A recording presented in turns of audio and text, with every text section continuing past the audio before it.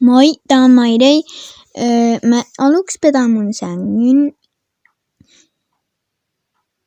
Ja nyt, mä petan tätä joku 5 tuntia.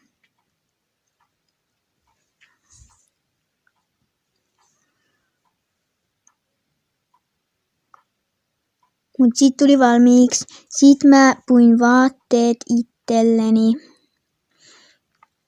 Sitten mä menin alas, silitin vähän Maunoa.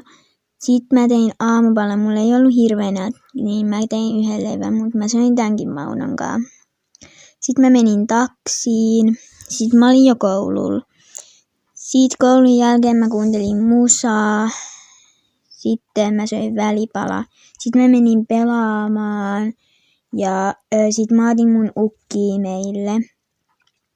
Ja sit me oltiin kahvilla. Mä söin croissantin ja sit mä katsoin salkkarit. Sit mä menin suihkuun. Ja sit mä menin pesin hampaat ja menin nukkumaan.